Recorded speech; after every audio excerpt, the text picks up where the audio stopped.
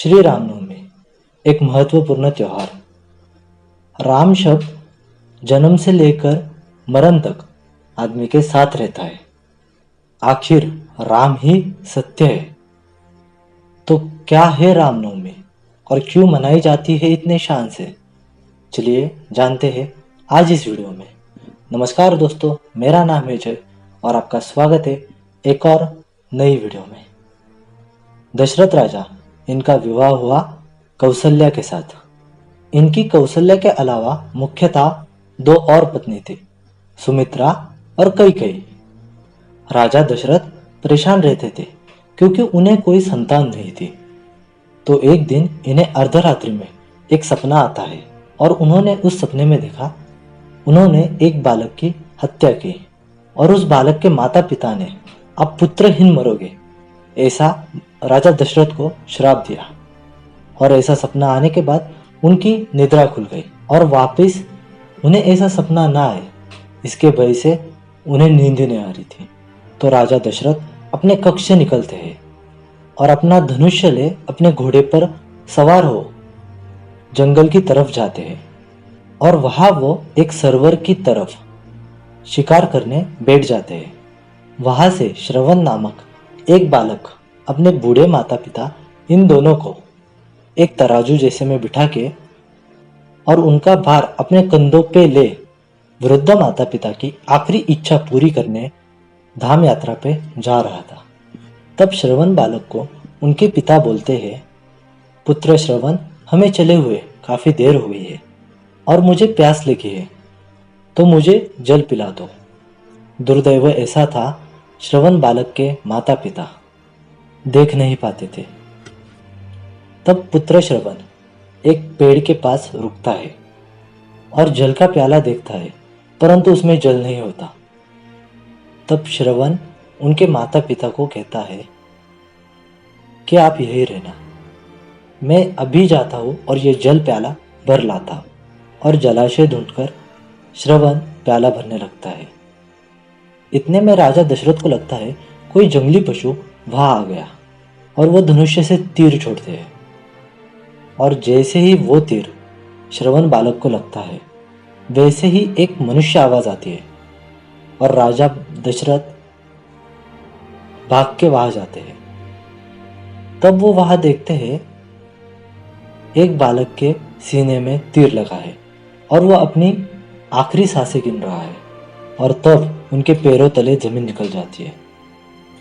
वो उस बालक का सर अपने गोद में रखते हैं और वो उसे क्षमा याचना कर पूछते हैं, आप कौन हो और इतनी रात गए यहाँ इस वन में क्या कर रहे हो?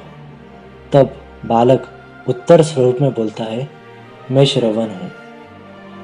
मैं अपने वृद्ध माता पिता की आखिरी इच्छा पूरी करनी है, इस कारण से उन्हें तीर्थों का दर्शन करने ले जा रहा था। मेरे पिता को प्यास लगी, इसलिए जल का स्रोत देख मैं यहाँ रुक गया और पानी लेने आया। उतने में आपका तीर आके मुझे लगा। अब मैं तो अपने प्राण त्याग करूँगा, पर आप मुझे वादा करो, आप मेरे माता पिता को जल पिलाओगे। वो देख नहीं सकते, इसलिए वो आपको पहचानेंगे नहीं। लेकिन राजा, बस आप एक चीज याद रखना, मैंने अपने प्राण त्याग किए हैं, ये चीज आप उन्हें जल पीने के पूर्व मत बताना, क्योंकि तुरंत मेरे प्राण गए हैं यह समझने के बाद मेरे माता पिता दोनों प्राण त्याग करेंगे। दोस्तों, हम सब भगवान से कहते हैं, हे भगवान, दो नहीं, मुझे बस एक ही बालक दो, लेकिन वो जो एक बालक दोगे वो श्रवण बालक जैसा होना चाहिए। लेकिन आप कभी अपने आप को श्रवण बालक के माता पिता जैसा नहीं बनाओगे। आखिर सांस में श्रवण बालक राजा दशरथ को ये बताते हैं, यदि मेरे माता पिता को मेरी मृत्यु की बात पता चली तो वो बिना जल पिए अपना प्राण त्याग देंगे। तो यह है श्रवण बालक के माता पिता का उनके प्रति प्रेम। तो मैं बस यही कहता हूँ आपको, अगर आपको श्रवण बालक चाहिए तो आपको उनके माता पिता जैसा बनना होगा। माता पिता जैसा मतलब वय अपंगत्व से नहीं, वरना को ही बोलेगा हम बूढ़े हो गए लेकिन अब तक श्रवण बालक जैसा बालक हमें प्राप्त नहीं होगा। आपको तन और मन से उनके जैसा होना होगा। बहुत सुंदर भाव है इस कथा में। जवान बालक की मृत्यु हुई है तो उसके माता पिता को जीवन और संसार की आवश्यक वस्तु भी जरूरी नहीं है। इतना प्रेम वो अपने पुत्र से करते हैं। और इतना कह के श्रवण बालक ने दशरथ जी की गोद में अपने प्राण त्याग किए। तब दशरथ जी जल भरते हैं और श्रवण बालक के माता पिता के पास जाते हैं। तब पिता कोई नजदीक आ रहा है ये आवाज सुन के कहते हैं बालक श्रावण आ गया तू, बहुत देर हुई तुझे आने में। अच्छा सुन, जब तू यहाँ नहीं था तब एक इंसान की आवाज आई जोर से चिल्लाने की। मैं तो डर गया था कि कहीं तुम्हें कुछ हुआ तो नहीं। तब महाराज रोने लगे। तब श्रवण की माताजी कहती है श्रवण कुछ तो बात कर, गुस्सा है क्या तू हमसे? हमने कुछ किया क्या? हमने कुछ तुझसे कहा क्या? तू थक गया है क्या? हम इस वृद्धावस्था में बहुत तकलीफ दे रहे हैं ना तुझे? माफ कर दे हमें, पर तू बात कर। तुम्हें पता है ना, जब तू बात नहीं करता तो मुझे बहुत बुरा लगता है। राजा दशरथ भावुक होते हैं और आगे जाते हैं, पिता को जल पिलाने लगते हैं। तब पिता कहते हैं श्रवण अगर तू बोला नहीं तो मैं ये जल नहीं पीऊंगा और इसे नहीं पी के यहाँ ही मैं अपने प्राण त्याग दूंगा। महाराज के पास कोई पर्याय शेष नहीं बचा और महाराज ने कहा मैं अयोध्या का राजा दशरथ हूँ। तब पिता पूछते मेरा बच्चा कहाँ है? तब राजा ने सारी घटित कथा का कथन किया। तब एकदम रोते रोते पिता ने कहा राजा तुम कितने निर्दयी हो। अगर मेरे से ऐसा पाप होता तो मैं अपना मुंह ऐसे माता पिता को कभी नहीं दिखाता जिसके बेटे का हत्यारा मैं खुद हूँ। माँ बेटे की याद ताज़ा करते करते रोने लगी। तब एकदम से पिता की क्रूरता ने राजा को और भावुक कर दिया और जब अंतिम सांस पिता और माता ले रहे थे तब श्रवण के पिता राजा को कहते हैं राजा दशरथ मैं तुम्हें श्राप देता हूँ। जैसे मेरी मृत्यु के वक्त जल पिलाने को मेरा बेटा मेरे पास नहीं था, वैसे तुम्हारी मृत्यु के वक्त जल पिलाने को तुम्हारे पुत्र तुम्हारे पास नहीं होंगे। और माता और पिता दोनों प्राण त्याग करते हैं और ऐसा महाराज का सपना सच साबित होता है। तब आगे चल के महाराज पुत्र माता और पिता इनका अग्नि संस्कार करते हैं और महाराज आके प्रथम अपने गुरु वशिष्ठ को मिलकर इस सारी घटित बात बताते हैं। तब गुरु वशिष्ठ उन्हें बताते हैं महाराज आपको पुत्र कामेष्टि यज्ञ करना होगा। तब राजा दशरथ पुत्र कामेष्टि यज्ञ करते हैं। उस यज्ञ से प्रसाद निकलता है। तब उस प्रसाद को राजा दशरथ अपनी तीनों पत्नी में समान रूप से बांटते हैं।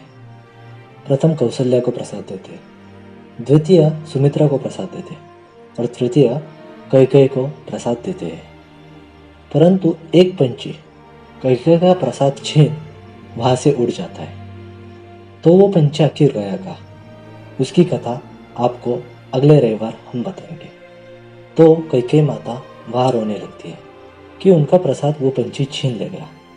तब कौशल्या और सुमित्रा उसे समझाते हुए अपने हिस्से का आधा आधा प्रसाद कैकेयी माता को देते हैं और तीनों रानियां गर्भवती होती है। और चैत्र मास के शुक्ल पक्ष के नवमी के दिन सुबह सुबह कौशल्या, सुमित्रा और कैकेयी इन तीनों माता को गहरी निद्रा आती है और ठीक दोपहर के 12 बजे एक सांवला सा जिनके कमलाकृति का नेत्र है, जिसके गाल गोल मटोर है, हाथ मोटे मोटे, ऐसा नन्हा बालक साक्षात नारायण मनुष्य रूप में अवतरित हो जाते। अब नारायण तो आ गए, लेकिन उनकी रक्षा करने कौन आएगा? उनके पीछे तो शेष, जिनकी सैया में नारायण सदा अपनी लीला का चिंतन करते हैं, वो शेष लक्ष्मण बन के सुमित्रा की कोख में अवतरित होते हैं। अब आ गए भगवान और उनके साथ आ गए शेष भी। तो शंख और सुदर्शन चक्र कैसे रहते वैकुंठ में? तो शंख बनते हैं भरत और सुदर्शन चक्र बनते हैं शत्रुघ्न, और ये अवतार लेते हैं कैकेयी माता के महल में। अब आप सोचो, पूरा वैकुंठ अवतरित हुआ है अयोध्या में। जब इन चार बालक को एक साथ रखते हैं, तब पूरे अयोध्यावासी बस देखते ही रहते हैं, क्योंकि जो पूरे ब्रह्मांड के रचयिता है, आज पूरी अयोध्या उसे खिलाने में व्यस्त है। कोई कहता है मुझे तो कौशल्या का राम पसंद है, तो कोई कहता है लेकिन वो सुमित्रा के लक्ष्मण के साथ और भी सुंदर लगता है। और कोई कहता है जब बाइने अंग में शत्रुघ्न होते हैं और दाहिने अंग में जब भरत होते हैं, तब तो साक्षात शंख चक्र गदा पद्मधारी शेष के आसन पे लेटते हैं, उनके दर्शन होते हैं। दोस्तों, भगवान कभी जन्म नहीं लेते, क्योंकि वो सामान्य नहीं है। जैसे प्रहलाद जी महाराज ने कहा था, यत्र तत्र सर्वत्र है भगवान। वो अवतार लेते हैं, वो सामान्य नहीं है। उन्होंने पहला मनुष्य अवतार लिया इस रामनवमी के दिन। तो कैसा लगा आपको ये वीडियो? कमेंट में ज़रूर बताना। आपको और आपके परिवार को रामनवमी की बहुत सारी शुभकामनाएं। वीडियो को लाइक और चैनल को सब्सक्राइब करना न भूलें, और मिलते हैं अगले रविवार एक और नई वीडियो में। तब तक के लिए जय जगदम्बा, जय श्री राम और राधे राधे।